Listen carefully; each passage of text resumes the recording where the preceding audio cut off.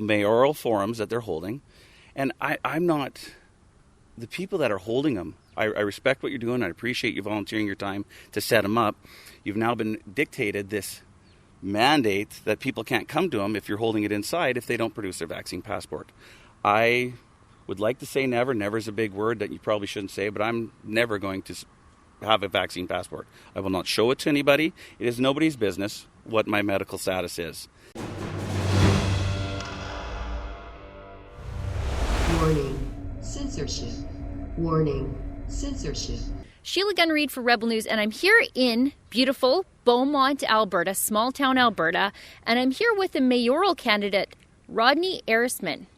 And Rodney reached out to me via email because he told me that he couldn't attend in person any mayoral forums. And I emailed you back and I said, I don't know anything about you, Rodney. I don't know anything about your politics or your political platform, but I do know that you have a right as a Canadian citizen to participate in the democratic process here, and that includes running for office if you so choose. So tell me what's going on here. Well, I had some concerns with the council. I've been watching the encroachment of Edmonton continually get closer to the city here, and it's just there's been no spine or pushback, and we've just been giving it away to Edmonton. That was my first concern, and starting to look into things. You know, there's some infill issues down in the Beauval area. There's an industrial area going into the slough across the highway there. I don't know why that's going in there, and it's just we aren't getting represented properly. Like, they're just going ahead and doing things, and I had some concerns, and I've tried to address them. I called the mayor himself personally. I got a hold of, never heard from him, and in talking to people in town here, it's they're not getting the right answers. They're being told decisions have been made. This is the way it is. No, we're not open for discussion. And I guess as I was thinking about it, our mayor jumped on board with the other 13 mayors in the surrounding area for this vaccine. This is before Kenny did a 180 on the vaccine passports. And he's, I'm in total agreement. I'm going to push vaccine passports. And I found that kind of interesting because he's never been given that mandate to speak for us in that manner. Sorry, I just want to interrupt you because I live in one of the surrounding communities too, but I live quite rurally. But my mayor did the same thing. Yeah. Once the city of Edmonton wanted it, he wanted it too. And I don't vote for the mayor of Edmonton. I vote for my own mayor. That's right. And it seems that this council currently, and I'm not knocking them personally in any way. It seems today they're getting their marching orders from Mr. Iveson and the mayor of Edmonton. And there's a majority of the people in this town that you run into and talk. We've left Edmonton. I came from Edmonton. I did not want to be a part of the system there and the way the city's run. You've driven through the streets there. You come into Beaumont, streets are nice. And now we see the sign is only 2 blocks out of town, and the city limits are right there. And so first of all, there's got to be pushback on the annexation that Edmonton's trying to push on us. And for him to step up, though, going back to the vaccine pass, and it shouldn't be the main issue here, but it is one that I think took me over the edge to say, you're not going to call me back. I'm going to run for mayor, and I'm going to challenge you. It's my right as a Canadian citizen to do that. And the mayoral forums that they're holding, and I'm not, the people that are holding them, I respect what you're doing. I appreciate you volunteering your time to set them up. You've now been dictated this mandate that people can't come to them if you're holding it inside if they don't produce their vaccine passport. I would like to say never. Never is a big word that you probably shouldn't say, but I'm never going to have a vaccine passport. I will not show it to anybody. It is nobody's business what my medical status is. Does that give them the right to dictate to me because they're scared and fearful for their family? Their rights and freedoms supersede mine? No. My charter rights are my charter rights. I know I'm not a lawyer, but I know that the Privacy Act isn't a blanket for everything. But for that mayor, our mayor, current mayor, to stand up and say he's going to promote this vaccine passport when he was elected in long before COVID was even on the radar. He does not have a mandate from the voting population. And I guess my biggest concern is with politicians of all levels, federal, municipal, and provincial. And I understand municipal, we're low-hanging fruit for authority here, but our politicians have forgot that we vote them in to be our servants and serve us, not our masters. And I don't know, everything the government's done up to this point, they've botched on COVID. It's not working. So I don't understand how me carrying a piece of paper showing all my vaccinations, which I have vaccinations, but because I question it too, I'm all of a sudden labeled. And I'm put into a group, and they're breaking us up into oh, you're an anti-vaxxer. Oh, you're an anti-masker. I love masks. I've been wearing them for 30 years. I work with kids in the wintertime. They've got, running out of their nose as humans were dirty. I used to get teased by the guys that worked for me because I would carry Lysol wipes with me. I'd go into the mall. I wiped the shopping mall. There's bugs out there. There's things we need to be concerned of. And COVID's a nasty bug. I caught it at the start. And according to the media, I'm over 50, I'm fat, and I have asthma. So I should be dead. But here I am. And I don't want to take away or diminish or devalue anybody else's fears. I understand you're scared for your families. And that's the most important thing. I understand that. I've worked with kids. I've coached for almost 30 years now. Families would trust me with their kids. Their most important thing to them, I would imagine, if you're a good parent or a family member, are your children. You want to protect them. And they would trust me with that. Now, I got a call from 2 members of the medical community in Red Deer, because I work with some of the kids in the central Alberta area. And as a coach in charge of all, the head coach. You coach skiing. I did a little research. Yeah, it's pretty obvious on my Facebook page. I try to stay away from the political stuff, but and it's not just because it's skiing. Kids are great. I love being around kids.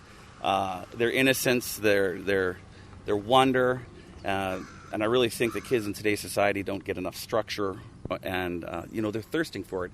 And when you provide that, you see them respond and grow. And when it comes to safety, if I have parents that I've coached their kids over the last 30 years that would trust me with their children, but all of a sudden they don't now. The fact that people don't trust each other, we've been put into our camps, and we've been divided. I have a lot of concern with that. I want to talk about the reason that brings me here today, because this is, small town bedroom community, Alberta. Yes. And you, as a mayoral candidate, you are limited in your participation in the mayoral forums. Yes.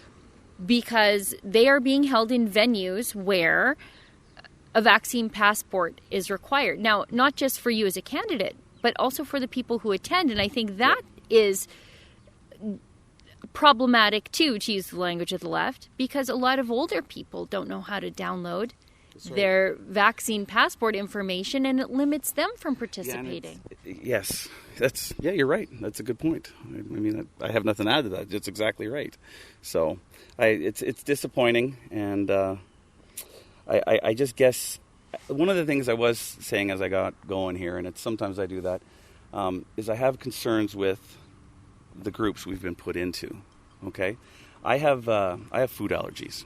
Okay, so I'm pretty careful what I put in my body. Mm-hmm. So I've questioned what's in the vaccine, what's in there. Well, I'm not allowed to do that. I'm an anti-vaxxer immediately. I can't do that. So I have a right to be healthy, but I have to obey your rights of what you want to be healthy. They supersede mine.